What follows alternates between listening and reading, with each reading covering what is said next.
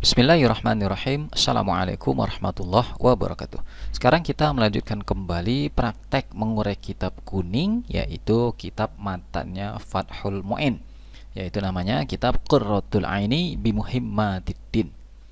Kembali saya mengingatkan kenapa disebutkan mengurai. Ini karena kita tidak hanya mengi'rab tetapi juga mentasrif, menterjemahkan perkata, bahkan sampai mengurai sisi isi, yaitu sisi fikihnya, dimana nanti kita ambil syarahnya dari kitab Fathul Mu'in. Nah, baik, langsung kita mulai. Qala al-musannifu rahimahullahu ta'ala wa nafa'anallahu bi'ulumihi wa bi'ulumi masyaikhihi fid daraini amin. Wajaryu dan jaryu. Nah, ini kenapa saya langsung bisa baca wajaryu? Pertama, wawnya ini huruf ya, di sini huruf atop. Kalau huruf kita harus langsung bisa membacanya. Selanjutnya jaryu ini dapat dari jarnya dulu, cerita sorobnya ya, dari jaro yajri. Nah, itu kenapa dibaca yajri sementara pada jaronya itu ianya tidak ditaharokati.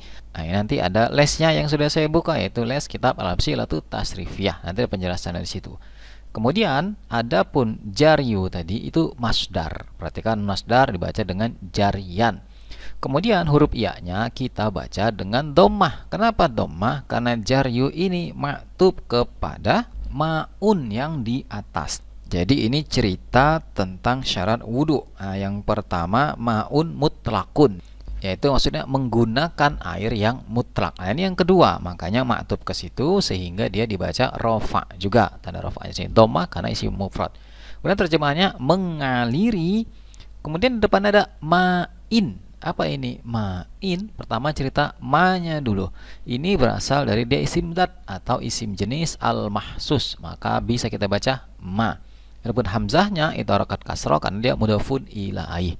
Itu juga tadi jaryu tidak ditanwin karena dia adalah mudhaf. Adapun ma'in ini terjemahannya air.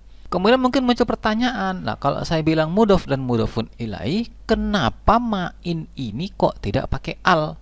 Kalau mudhafun ilaih kan pakai al. Nah, mungkin ada yang bertanya begitu. Maka jawabannya, mudhafun ilaih tidak harus pakai al. Apa dalilnya? Dalilnya adalah kitab Alfiyah bait 387, yaitu cerita faedah idhofah, di mana satu, kalau dia tanpa al, dia faedah takhsis namanya. Kalau dengan al, itu faedah ta'rif.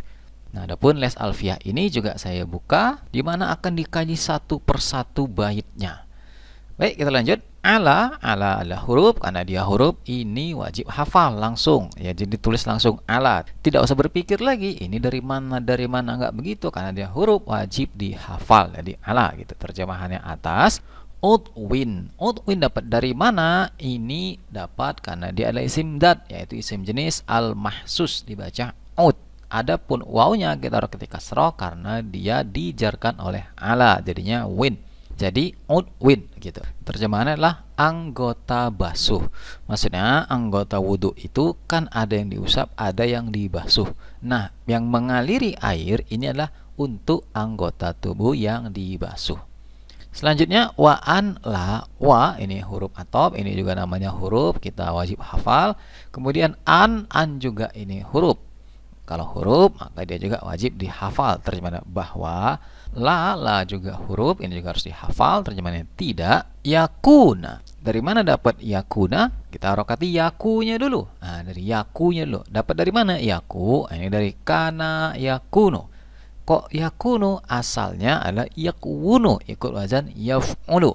Tetapi dia melalui proses i'lal yang akan dipelajari dalam kitab Al-Amsilatu Tasrifiyah, dia tidak lagi yakwunu tetapi yakunu. Nah, ini ada juga les online-nya, yaitu les kaidah i'lal. Nah, baik, selanjutnya nunnya kita harokati dengan apa? Kita harokati di sini dengan fathah karena ada la tadi ya. Adapun terjemahannya ada. Kemudian di depannya alaihi. Nah, ini mabni semua. Alanya huruf dan dia mabni. Domir hi-nya domir, maka dia mabni. Ini langsung kita harokati alaihi. Nah, di sini dia menjadi khobar yakuna tadi. Kemudian terjemahannya padanya. Lah, kok padanya?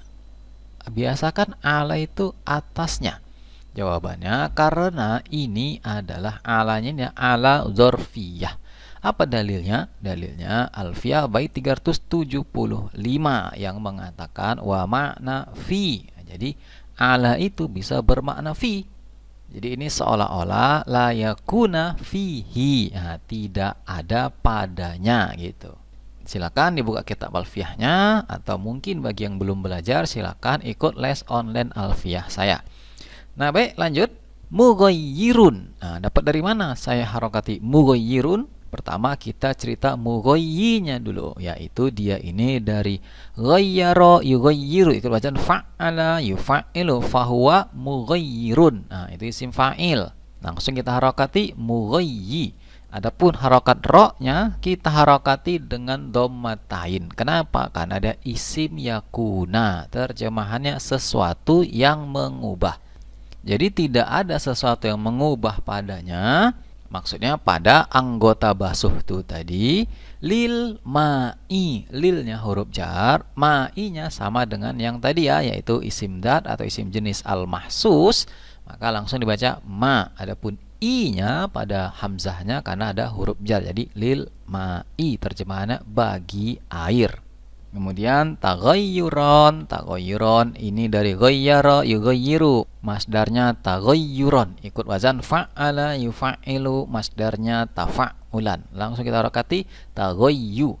Adapun ro-nya kita harokati sesuai posisi dalam i'rab, yaitu di sini maf'ul mutlak, maka dia diharokati dengan fathatain, taghayyuron. Terjemahannya dengan perubahan yang benar-benar. Jadi terjadi perubahan betul pada air tersebut.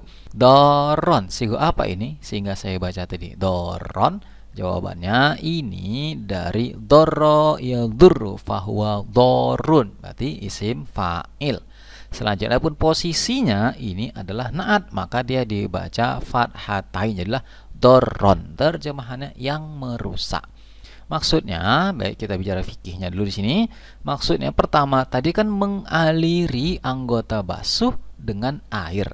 Tetapi pada anggota basuh itu tidak boleh ada sesuatu yang merusak si air mutlak. Misalnya apa? Misalnya dalam kitab Fathul Mu'in disebutkan ja'faron. Jadi misalnya kita pakai ya ja'faron di tangan gitu ya, atau katakanlah parfum gitu ya di tangan. Kemudian kita berwudu, akan tercampur.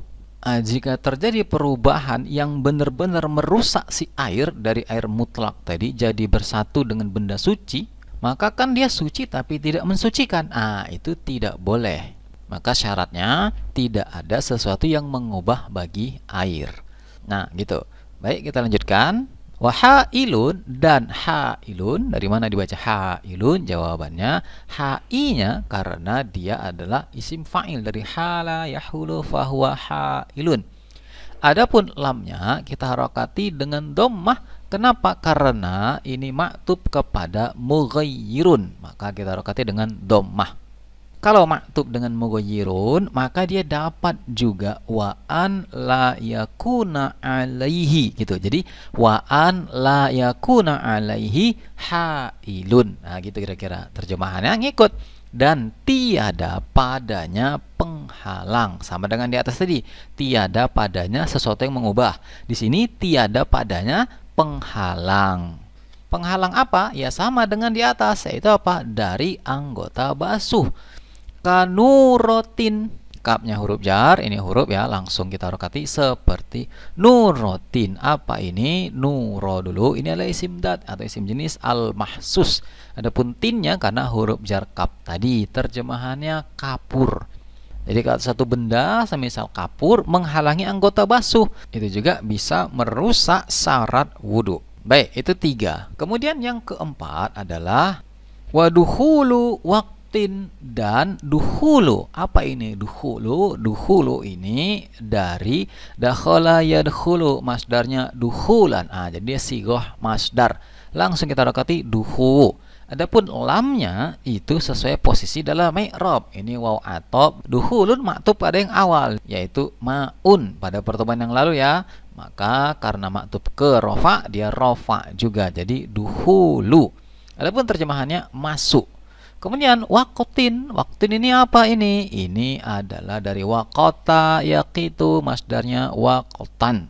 maka kita bisa rokati waq. Adapun taknya karena dia mudhofun ilaih, terjemahannya waktu. Lidaimi ini jar majrur ya linya, adapun daimi itu adalah isim fa'il dari dama yadumu fahuwa daimun, maka dibaca dai. Adapun mimnya karena lamnya jadi lidaimi, terjemahannya bagi orang yang apa? Terus menerus. Hadatsin. Hadatsin adalah isim makna atau isim jenis al-maknawi. Karena itu langsung kita bisa rokati hada. Adapun thinnya adalah kena mudhofun ilaih. Terjemahannya hadas. Nah, baiklah uraian kita nahwu, sorob, dan terjemahan perkatanya, bahkan ada dalil alfiyahnya. Nah, kemudian adapun sisi fikihnya, saya berikan bagan ringkasan ya. Kita bicara syarat-syarat wudhu, bahwa yang pertama menggunakan air yang mutlak. Ini dari pertemuan yang lalu. Yang kedua, mengaliri air pada anggota basuh. Yang ketiga, tiada pada tubuh dua hal, yaitu sesuatu yang dapat mengubah air seperti minyak wangi tadi. Yang kedua, penghalang seperti kapur tadi. Atau bahkan penghalang ini kalau dalam kitab Fathul Mu'in, kotoran-kotoran pada kuku pun di celah-celah kuku itu juga bisa menghalangi air. Nah, itu mesti dibersihkan. Kayak misalnya mungkin ya katakanlah tukang kue. Nah, dia mengadon kuenya dengan tangan, kemudian terseliplah di celah-celah kukunya itu kue. Nah, itu menghalangi. Maka itu mesti dibersihkan dulu gitu. Kemudian yang keempat, ini khusus ya, yaitu masuk waktu sholat bagi daimil hadas. Apa sih ini daimil hadas ini? Ini orang yang ada penyakit ya, disebut penyakit beser ya, maka baginya syarat wudhu adalah masuk waktu sholat. Di situ udah wudhu, dia langsung sholat. Nah, seperti itu. Nah, baik, inilah bacaan kita pertemuan ke-7 ya, praktek mengurai kitab kuning, kitab Qurratul Aini Bimuhimmatiddin, yaitu kitab matannya Fathul Mu'in. Dan kembali, jika ada yang ingin didiskusikan, silakan tulis di kolom komentar. Sekian, wallahu a'lam.